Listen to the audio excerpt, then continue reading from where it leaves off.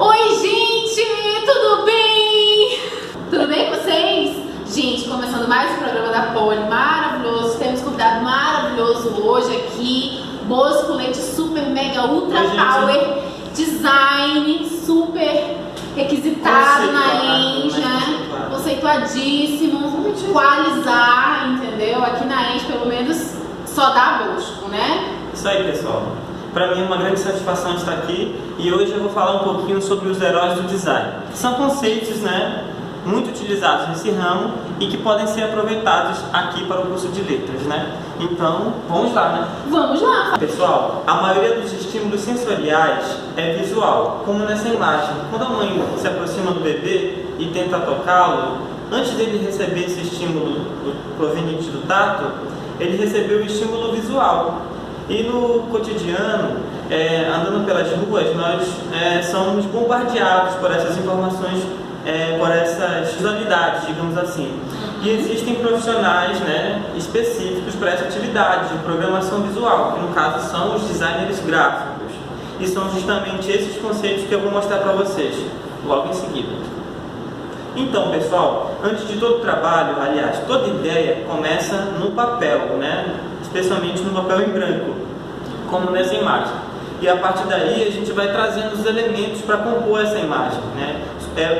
Eu costumo utilizar a metáfora da gastronomia, né? Que você pega ali diferentes ingredientes para preparar um alimento, né? E aí você tem que saber dosar esses elementos, esses ingredientes. Senão... Isso, senão... O prato Isso. Fica gostoso. Justamente. A mesma coisa com o E é peixe, legal né? que você vai descobrindo o seu próprio tempero, né, ao longo do tempo. E aí acaba que fica, atribui uma identidade à pessoa que fez, por exemplo. Justamente. É só você que tem aquele estilo. A mesma Sim. coisa o texto, né? Tem os professores que usam determinados verbos mais do que outros. É isso aí. Isso dá uma característica, né? Então vamos lá. Os três primeiros conceitos que eu vou falar para vocês se referem ao ponto, a linha e o plano. Assim, no momento que você vai criar, produzir um cartaz, por exemplo, são as primeiras coisas que você deve pensar, né? Os três primeiros conceitos. Então vamos lá. O que é o ponto? O ponto na imagem, ele significa, né? Ele indica um lugar no espaço, né? E ele concentra a nossa atenção no que é importante. Vamos supor que você está lá com seu papel em branco e você tem esses elementos, como aqui, esses elementos menores, né? E aí você vai organizar eles numa região, nessa região que você tem desse espaço. Quando você coloca eles reunidos ali, eles passam a funcionar como um ponto, porque eles direcionam a nossa atenção. Aí nesse caso dessa imagem, qual o ponto que nós temos nessa imagem? O homem com a criança. Justamente, é para onde nosso olhar, né, se dirige nesse cartaz. O olhar se dirige automaticamente. A primeira coisa Isso, justamente. que a gente olha é o ponto central. Isso que é a vantagem da linguagem visual, né? É muito rápido, você se comunica de uma forma muito eficiente e rápida. Por isso que se faz tanto sucesso no mundo contemporâneo a imagem. É até importante a imagem no mundo de hoje. Certo. O próximo conceito é o de linha, uma série infinita de pontos. Então você pode construir uma linha colocando vários elementos em sequência. Nesse caso, não precisa ser círculos pequenos. Podem ser quadrados, podem ser qualquer elemento, entendeu? Que você coloca em série e funciona, né, simbolicamente como uma linha. Aí, no caso, trazendo a ideia de linha, porque elas têm um valor simbólico. As linhas, elas podem unir ou separar. Por exemplo, nesse cartaz que nós estamos vendo aqui, as linhas têm duas funções. Elas criaram esse ar mais dinâmico, porque elas estão em várias direções, né? E também veja bem como essa linha amarela está dividida em duas partes do cartaz, do espaço. Certo. Então são exemplos de como você pode utilizar a linha numa composição, certo?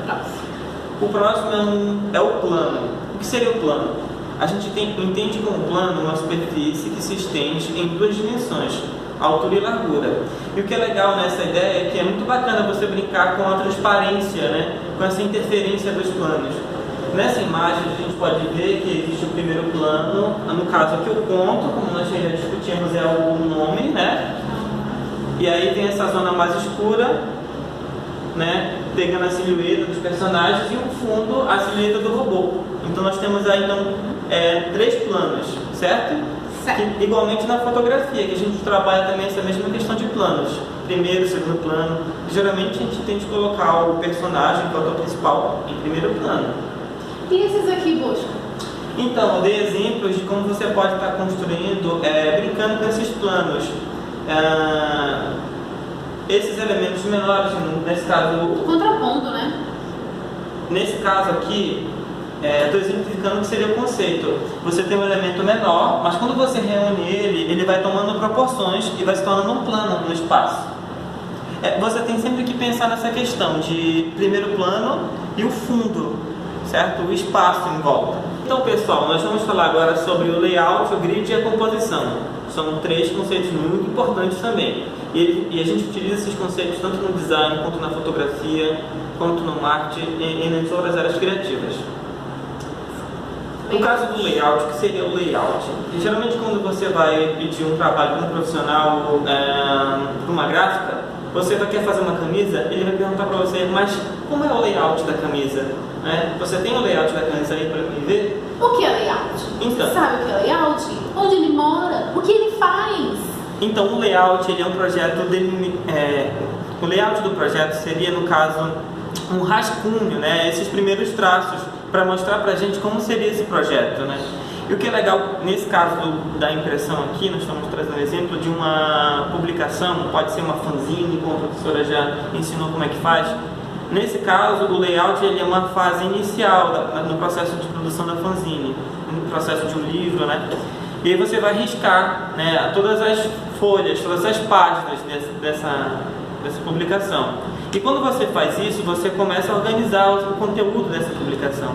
E por isso que existe um ganho de estrutura. Então, um ponto positivo de você usar, de organizar, de preparar o layout, é que você tem uma noção de como vai ficar esse projeto, e aí você consegue ver toda uma estrutura dele, consegue ver onde ele começa e onde ele termina. O próximo o grid, ele é um conceito muito interessante e a gente utiliza em tudo no design gráfico. O grid nada mais é do que esse conjunto de linhas que orientam a disposição dos elementos no espaço. Então, veja bem, eu estou trazendo aqui o exemplo de quando eu vou diagramar um livro, a página de um livro, eu uso esse sistema de linhas aqui para me orientar aonde vai ficar o texto, aonde vai ficar a imagem, entendeu? Para que eu consiga criar um padrão. Para não ficar tudo no mesmo canto. Isso. Distribuir harmonicamente, né? Isso, para não ficar desorganizado, então a gente cria esse sistema de orientação, digamos assim, né? E aí você já sabe onde vai ficar cada coisa. E o que é legal o que você vai ganhar de positivo é justamente a precisão. Você vai saber onde cada elemento vai ficar dentro do espaço. Vamos lá, um conceito que é composição. Eu aposto que vocês, quando já foram tentar fazer um cartaz, vocês ficaram perdidos onde as coisas devem ficar. E é por isso que você tem que procurar entender que o processo de organizar esses elementos na página se chama composição. E que é interessante você perceber a questão do equilíbrio, né? Uma coisa não pode ser tão grande à medida que chame mais atenção do que a outra. Então você precisa saber equilibrar, organizar as coisas, colocar em primeiro plano o que é mais importante, em segundo. Então você vai criando uma hierarquia de informações. Interessante nesse cartaz que ele está trazendo vários elementos para comunicar essa ideia um pouco mais surrealista do cartaz. E veja que ele colocou as datas do evento nas extremidades, né? Porque o centro da imagem já estava tumultuado, então ele colocou as datas aqui. Sim. Então é isso, pessoal. Agora a gente vai falar sobre cor e tipografia. Duas coisas muito importantes também para se pensar. Bem, tipografia é uma coisa que vocês estão muito familiarizados, uma vez que eu imagino que vocês leem muito, né? Então cada livro tem uma fonte diferente, né? Comunica alguma coisa diferente. E é isso que eu quero trazer para vocês hoje. Mas basicamente, tipografia se a gente cortar essa palavra em 2 termos, nós temos tipo, que significa símbolos, né? Numéricos, alfabéticos e de pontuação. E grafia significa escrever, né? Com esses tipos. O que é legal a gente perceber na fonte, na tipografia, seja lá como você entende, é que a tipografia, ela comunica por si só. Ela é como se fosse um ator, né, que interpreta um papel. Ou seja, elas têm sua própria expressão. Nós tomemos aqui como exemplo esse cartaz que ele está trazendo várias fontes. É só para isso. Fontes ou tipografia, fica à vontade, vocês não precisam saber exatamente como usar essas palavras. Mas enfim, vocês precisam saber é que a tipografia, elas comunicam algo e elas têm expressão própria, né? Cada fonte é construída, desenhada para comunicar algo. Por exemplo, aqui essas fontes, elas são modernas. Por que eu sei disso? Porque elas não têm muitos elementos. Quer ver aqui, ó, que cada fonte ela carrega consigo um estilo, uma personalidade própria. Sim. E a gente pode estar aproveitando isso na hora de construir o nosso cartaz. Vamos lá? Olha só um trabalho de que você pode estar utilizando uma fonte e ela por si só já comunica bastante coisa, né? Elegância, né? A modernidade, Tem o bastante dinamismo, detalhes. os detalhes, né? Vamos falar agora da cor, algo muito importante para nós. Eu queria dizer para vocês que a cor é tão importante, mas tão importante mesmo, que existem profissionais que são assim muito exigentes com essa questão da cor. E eu queria dizer que nós somos programados pelas cores, né? Então é verdade. a gente precisa ter isso em mente.